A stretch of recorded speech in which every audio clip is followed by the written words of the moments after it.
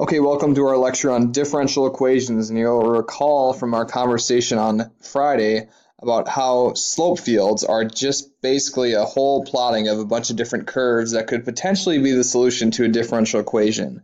A differential equation being just any equation that has a derivative in it and has x's and y's.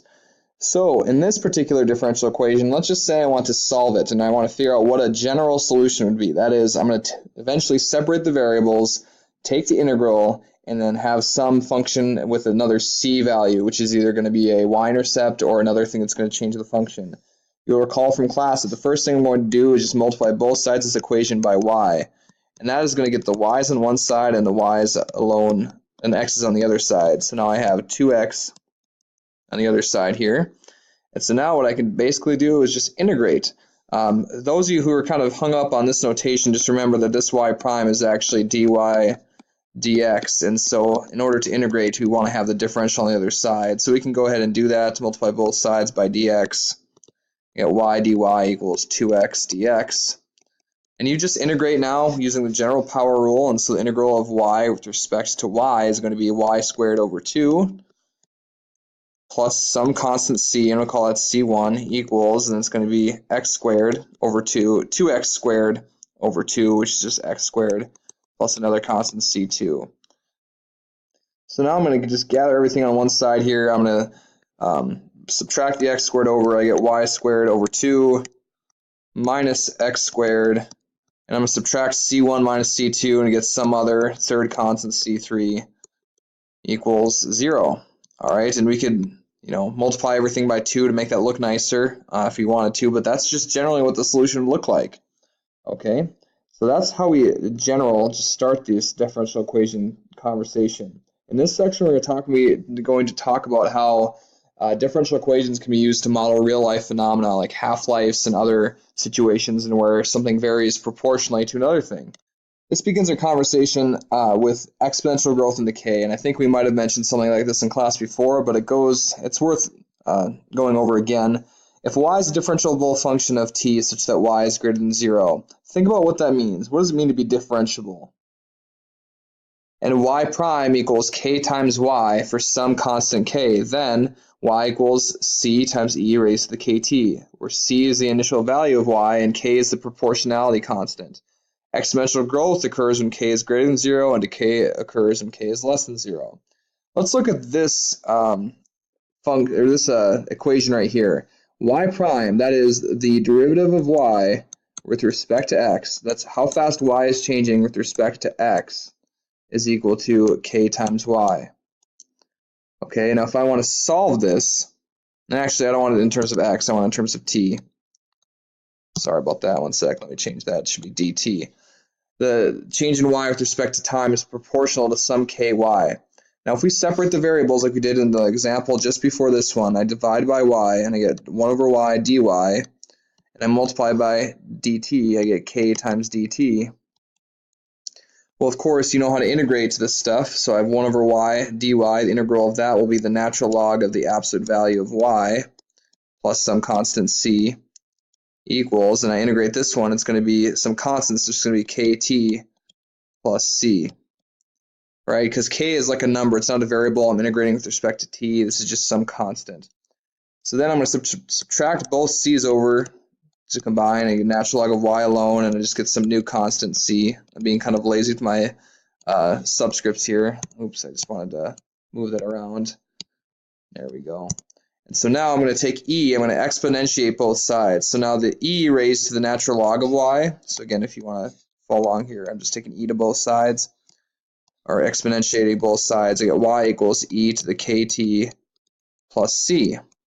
Now, by the properties of exponents, you know that if I multiply by the same base, I add the exponents. So I can rewrite this as e to the kt times e to the c, like that. And e to the c is just some constant, so that's going to give me some letter, again, c.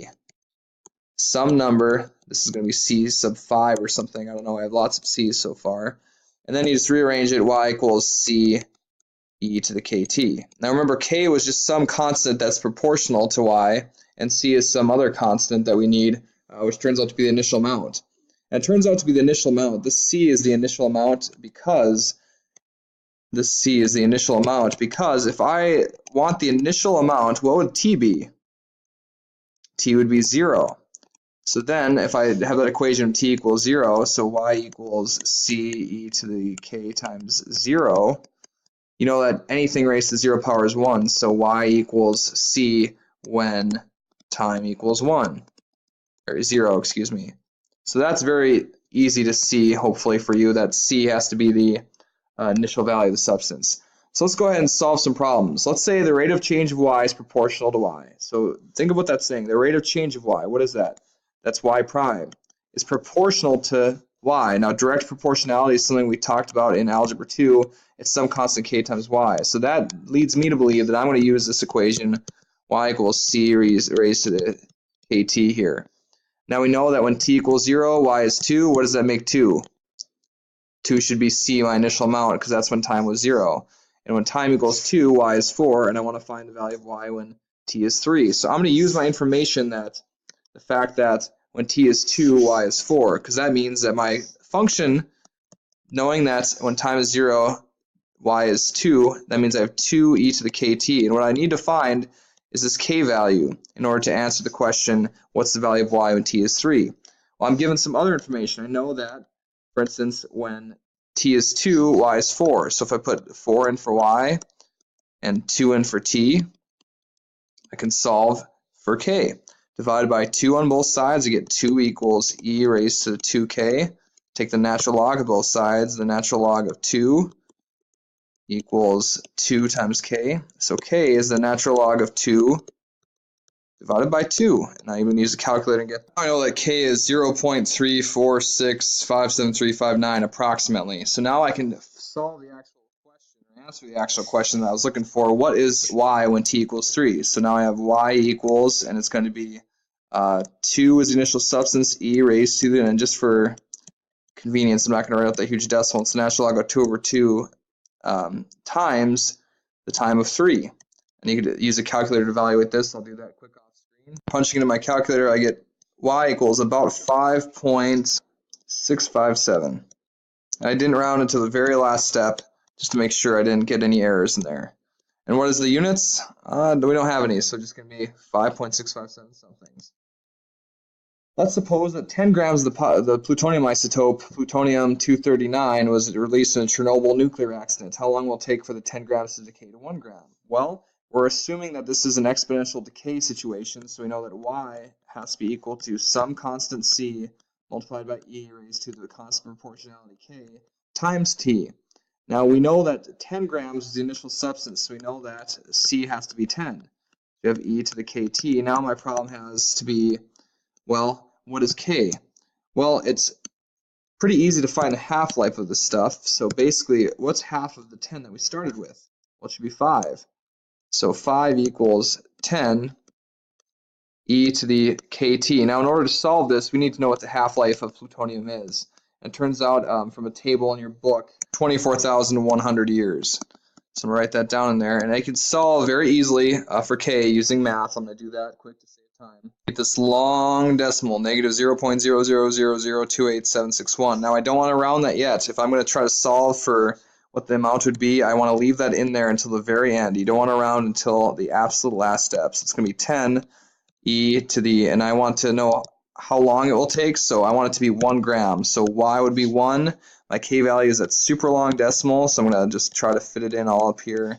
28761, 28761t, and then just solve for the variable t.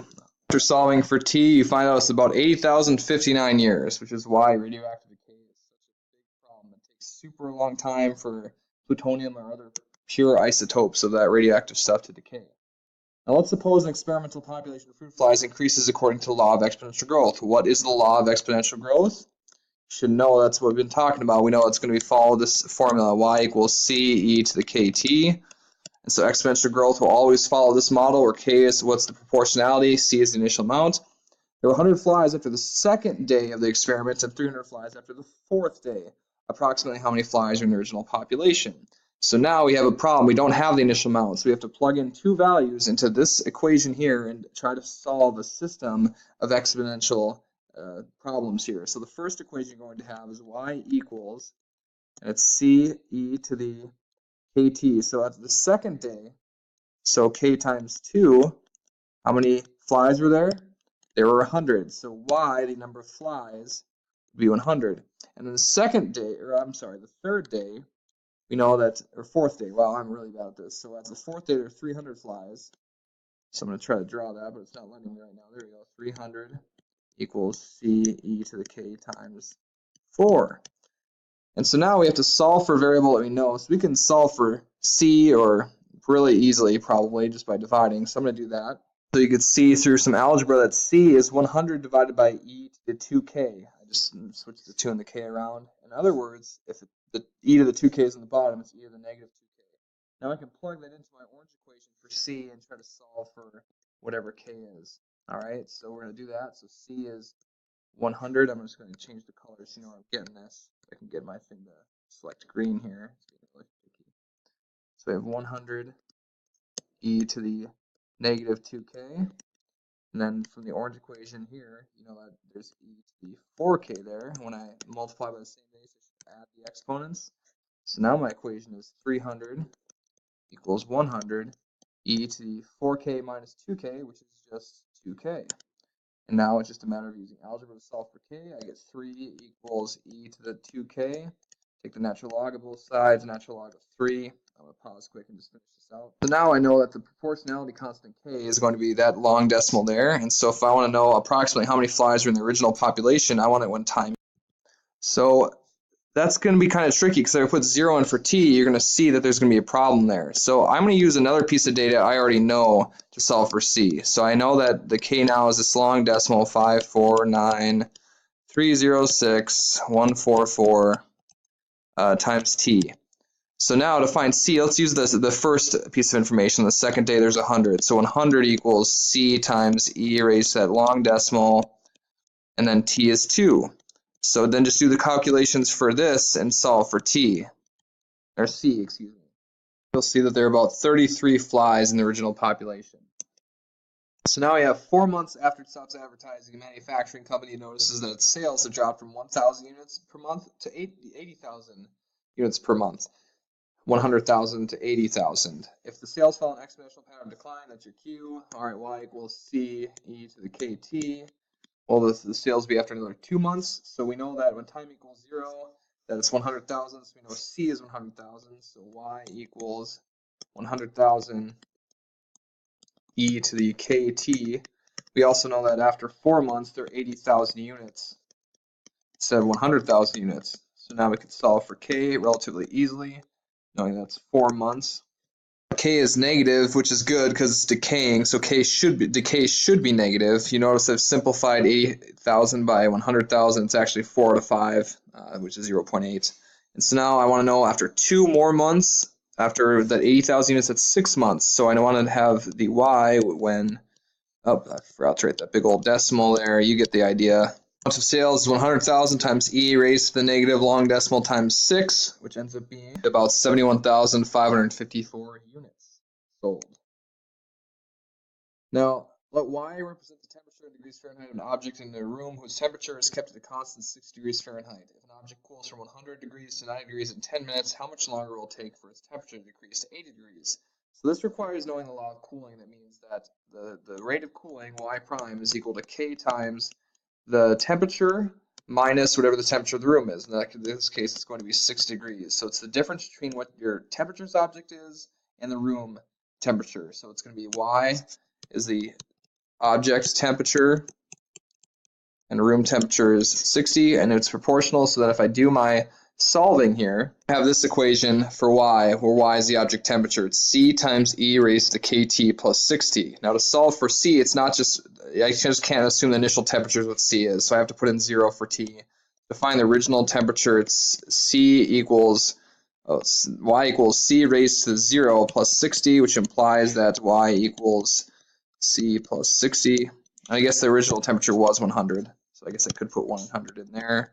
Subtract 60, get 40 is c, and that allows us to solve the problem relatively easily by finding what k is. we have it. My work's in blue and in green, and you can see that at the end it ends up being about 24 minutes for that object to cool from 100 degrees to 80 degrees.